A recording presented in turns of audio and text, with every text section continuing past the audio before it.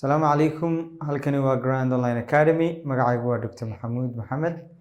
maanta waxaan ka hadli doonaa cashar aad u muhiim ah oo ah dawooyinka la yiraahdo laxatives kasoo kale waxaa loo yaqaanaa stool softeners waa dawooyinka markaa caloosha jilciya ama caloosha socodsiiya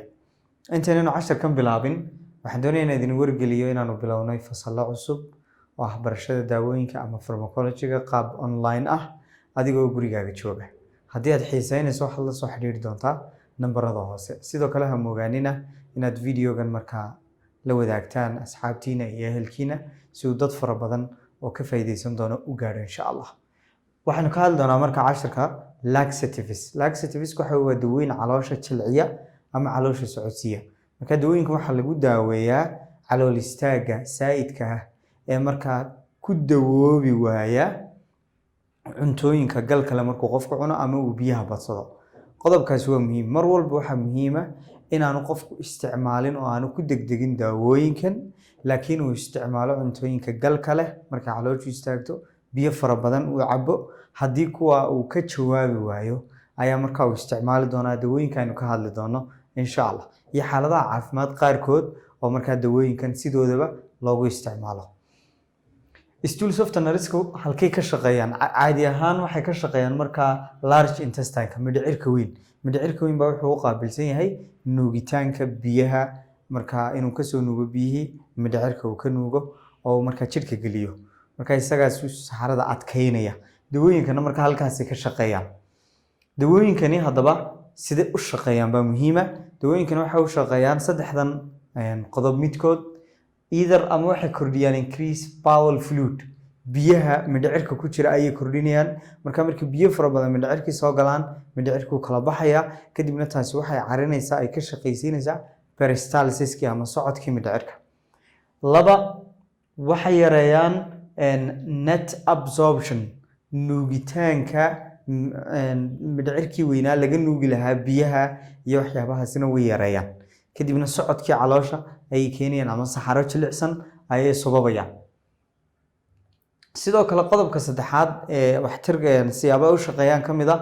dawooyinkani they alter bowel motility waxay wax ka bedelaan socodkii ama peristalsiskii ama dhaqaaqii caloosha ayay wax ka bedelaan oo xoog bay uga shaqaysiinayaan marka waa saddexdaa qodob midkoodu haddaynu u galno dawooyinkan aad bay u ballaaran yihiin waxaa kamid ah qaar la yiraahdo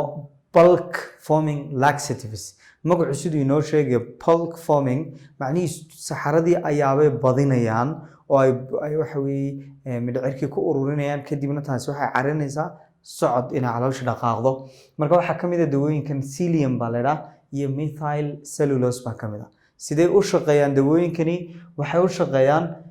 waxay ka kooban yihiin sonkoro aanu jidhku markaa nuugi karaynin kadibna sonkortii markay mindhicirka dhex joogto biyo fara badan ayay soo nuugaysaa biyaha faraha badan leh iyo sonkortii oo isku ururay ayaa waxay badinayaan stool size-ki saxaradii bay badinayaan kadibna mindhicirkii baa kala baxaya mindhicirku hadduu kala baxana taasi waxay carinaysaa inay caloosha dhaqaaqdo ama peristalsiskii ayaabay carinaysaa marka dawooyinkani waxay keenaan bloating dibiro ayay keenaan marka side effects-kooda waxaa kamid ah naqas fara badan iyo dibiro maadaama meeshii hawo fara badan iyo biyo ay kusoo ururayaan dawooyinkani waxa weeye waa drug of choice waa dawooyinka ugu fiican ee lagu daweeyo calool istaaga marka waqtiga dheer marma qofka caloosha dhaqaaqi weydo chronic constipation kale dawooyinkan ayaa lagu daweeyaa nooca labaad ee waxa weeyaan marka calool socodsiiyayaashu waxa weeyaan waa osmotic agents sida uu magacu inoo sheegayo dawooyinkani markuu qofku qaato waxa ay sababaan inuu biyo fara badan mindhicirka laga soo nuugo oo ay biyo fara badan mindhicirka yimaadaan biyaha faraha badan leh ayaa mindhicirka kala bixinaya oo distension keenaya dibirada ama kala bixitaanka mindhicirkuna waxay keenaysaa inay markaa calooshii ay socoto labaan loo qaybiyaa salt containing kuwa milix ay ku jirto iyo markaa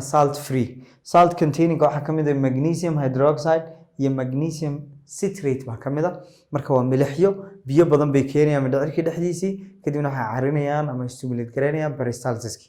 waxaa kaloo kamid ah kuwo kaloo la yidhaha salt free lactulose baa kamid ah sharubada la yidhaha waa syrup orally baa loo qaataa lactulose marka maxaa dawooyinkan loo isticmaalaa used for short term evacuation of bowel before surgery intaanu qofku qaliin gelin in caloosha lagu socodsiiyo waa qof markuu qaliin inta gaar ahaan waliba kuma dhacirka galayo calooshiisa waa in la sii nadiifiyaa oo wax saxara aanay joogin ilaa hadii marka la qalayo si aan loogu tegin marka aan jidhkii wax loo yeelin ama aanay bacteriadii mindhicirka joogtay aanay dhiigga raacin marka waxa la sameeyaa waa in la sii nadiifiyaa bowelkii waa in cleaning lagu sii sameeyaa dawooyinkana marka ka hor intaan qofka qaliinka loo sameyn la sii siiyaa waxa kaloo jira kuwa la yiraahdo irritant laxatives sidoo magacu inoo sheegayo irritation macnaheedu mindhicirkii gudihiisii ayay carinayaan mindhicirkii bay marka caabuq ku keenayaan kadibna taas waxay keenaysaa in mindhicirkii marka socdo oo motility ama peristalsis-kii ma dhaqaaqii calooshu mindhicirku uu bato waxa kamid ah ta la yiraahdo castor oil baa kamid ah dawooyinkan waxay keenaan smooth muscle contraction marka mindhicirka caabuq uu yimaado sida qofku markuu calool xanuun ku dhaco kale uu shubmaya saasoo kale ayaabay calool xanuunka wax u eego kale ay keenayaan marka calooshii ayaa caabuq ku keenaya marka way soconaysaa calooshu intaas ayaaba marka casharkan oo faahfaahsan waxaad ku dhex dhigan doontaa insha Allah kalaaska dhexdiisa haddii aad xiiseynaysid marka nambarada hoose ayaad la soo xiriiri doontaa dawooyinkan intan way ka badan yihiin marka kalaaska ama fasalka ayaa iyagoo ballaaran oo si faahfaahsan aan u sharaxnay aad ka heli doontaa waxaan rajeynayaa inaad aad u fahamteen wixii comments ama talo ama tusaale waxaad nagula wadaagi doontaa halka hoose